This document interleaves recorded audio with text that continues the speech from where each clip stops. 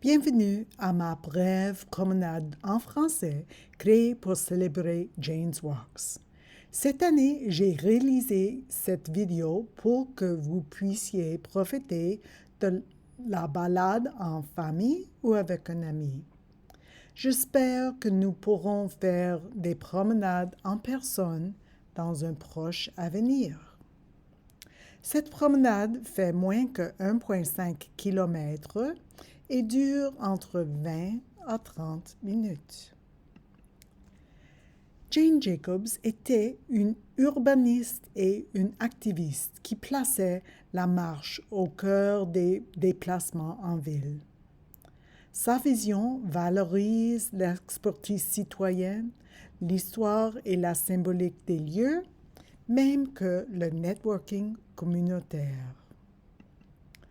Cette promenade commence à l'autobus rouge à Impérial au 601 Spadina Crescent Est. Ce bus transportait des passagers à Londres jusqu'en 1965. En face se trouve l'hôtel Bessborough, connu pour sa ressemblance avec un château bavarois.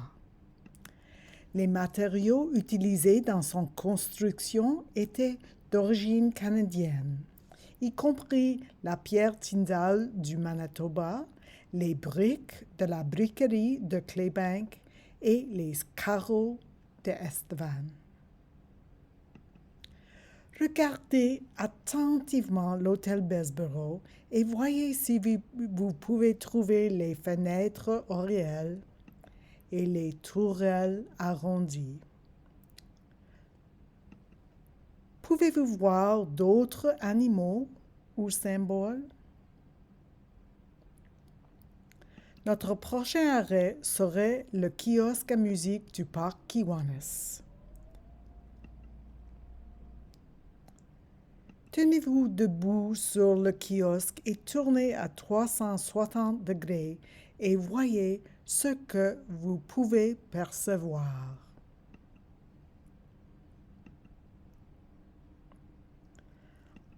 Ensuite, approchez-vous de la rive du fleuve. Pendant l'hiver, quand c'est plus tranquille, vous pourriez voir une maison de castor. Le castor construit des barrages naturels sur les cours d'eau avec des branches et des troncs qu'il coupe avec ses dents. Maintenant, marchez vers le nord le long du chemin et arrêtez-vous à la porte de fer forgée entre la rivière et le Bessborough. Découvrez les beaux lits des prairies. Cette porte a été faite par un artisan de Saskatoon en 2012. Il a utilisé des pointes de chemin de fer recyclées parce que l'hôtel Bessborough avait été construit à l'origine comme hôtel ferroviaire. Le lit des prairies est la fleur officielle de la Saskatchewan.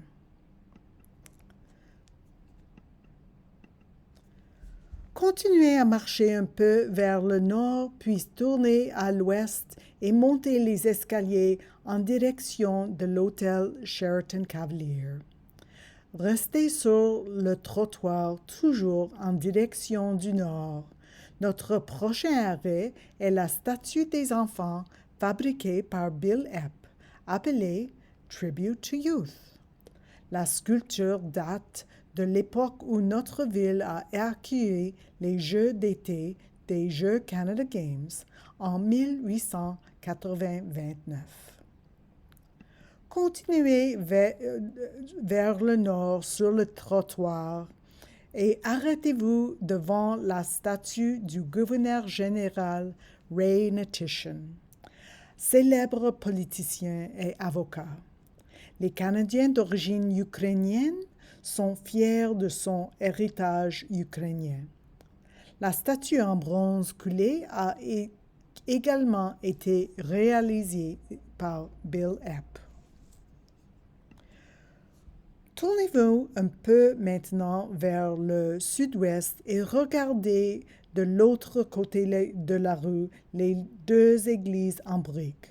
Ce sont la cathédrale anglicaine St. John's et l'église unie de Knox.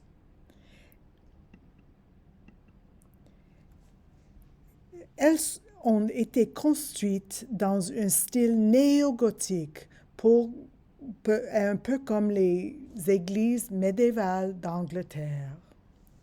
Tous deux ont été construits avant la Première Guerre mondiale. St. John's avait 5 cours de tennis jusque dans les années 60, quand ils ont été transformés en parking.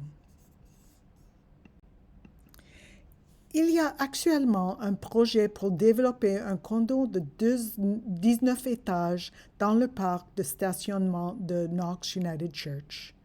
Bien que les deux églises soient des monuments historiques, il y a un débat pour savoir si ce parking était inclus dans l'emplacement historique. Les deux églises font de notre rive une destination plaisante pour les promenades touristiques. Cette promenade se terminera à la statue de Denny Carr, qui était un animateur radio pendant 38 ans avant de mourir de cancer. C'était un sportif qui courait régulièrement le long de la rivière. Cette statue en bronze coulé a été réalisée par Hans Holtkamp. La statue est souvent vêtue de t-shirts et différents costumes célébrant les divers événements. Nous espérons que vous avez apprécié cette courte promenade de Jane. Au nom de toute l'équipe de Jane's Walks, je vous souhaite une très agréable promenade. Au revoir.